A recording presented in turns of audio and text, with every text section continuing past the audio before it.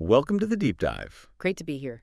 Today, we're zooming in, really focusing on just one word, Mm. mortification. hmm Sounds simple, maybe, but, really getting the feel for a single word like this, it can genuinely make our communication, well, clearer. Absolutely. It unlocks understanding, doesn't it? We often just skim the surface of words. Exactly. So think of this as a quick, focused workout for our vocabulary. A linguistic deep dive, you could Yeah. say. Our mission today, get under the skin of mortification, what it means, where it fits, its different shapes. Let's do it. So mortification itself, where do we start? Okay, the core meaning.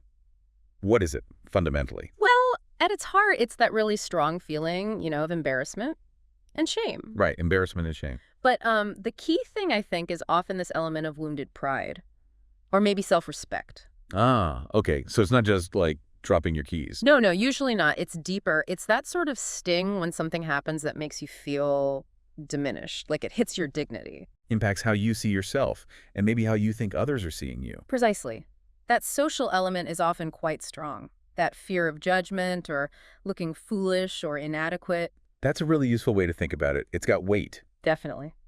Now, we have other words floating around this feeling. Synonyms. What else comes to mind? Good question. Loads, actually. You've got humiliation Humiliation, right? and shame, obviously. Embarrassment itself is close. Uh-huh. Then maybe slightly less common, chagrin or discomfiture. Okay, wow. So are there differences between, say, humiliation and mortification? Yeah, subtle ones. Humiliation often implies something more public, maybe a deliberate act by someone else to bring you down.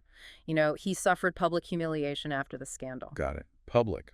What about shame? Shame can feel perhaps a bit more internal, sometimes linked to guilt, like you've done something morally wrong. She felt deep shame over her betrayal. Okay. And embarrassment is maybe lighter. Generally, yeah, it's broader. Could be a small slip up. A blush of embarrassment crept up his neck. Mortification feels heavier than that, usually. And chagrin. That's one I don't use often. Chagrin often has a hint of annoyance or vexation mixed in, usually at your own mistake.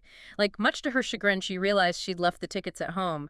It's embarrassment plus frustration. Okay. And discomfiture. That's more like feeling awkward, uneasy, slightly unsettled. His direct question caused noticeable discomfiture. Less intense than mortification. These distinctions are super helpful. Okay, let's flip it. What's the opposite? Antonyms for mortification. Right, the complete opposite feeling. Well, pride, the obvious one. Pride, yeah. Feeling good about yourself. Exactly, or honor, feeling respected, esteemed. Huh? Satisfaction works too, that feeling of accomplishment, the opposite of feeling diminished. Sure, like he felt deep satisfaction with the final result. And maybe gratification, that pleasure from having a desire fulfilled. And esteem itself, having high regard. All positive states, basically. Worlds away from mortification. Completely. They build up your sense of self. Mortification tears it down. Okay, so we've talked about mortification. Yeah. The noun, the feeling itself, but it changes form, right? Yes, exactly. You can be mortified. That's the adjective. Describing the person. Right. Like, she was absolutely mortified when she spilled coffee all over the report. It describes her state. Makes sense. And the verb. The verb is to mortify, meaning to cause someone else to feel that intense embarrassment. So you can mortify someone. You can. For example, his parents' loud singing threatened to mortify him in front of his friends. Oh, dear. Yes. I can picture that.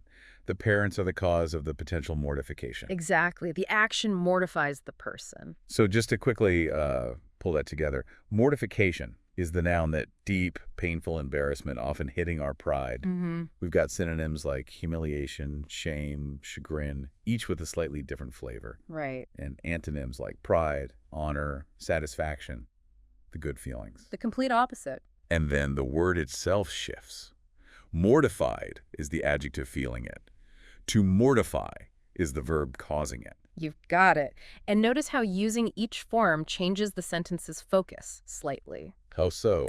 Well, saying he felt mortification puts the focus squarely on his internal experience. Okay. But saying her question mortified him shifts the focus a bit to the cause, to her action, and its effect on him. Oh, that's a neat point. Subtle, but it's there. It's these little shifts that give language its richness, Absolutely. Yeah. So a final thought for everyone listening. Maybe pay a bit more attention to those moments of, well, awkwardness or embarrassment you see or feel, Mm-hmm. ask yourself, is this just embarrassment? Hmm. Or is it deeper? Is it maybe mortification? Or perhaps chagrin? Yeah, trying to pin down the right word for the feeling. It sharpens your own emotional awareness, I think. It really does, and it makes you think, doesn't it? Hmm. How often do we maybe misunderstand how someone really feels because we aren't quite catching the precise weight of the words they might use or the words we'd use to describe them? That's a great point to ponder. Language shapes how we perceive emotion, definitely.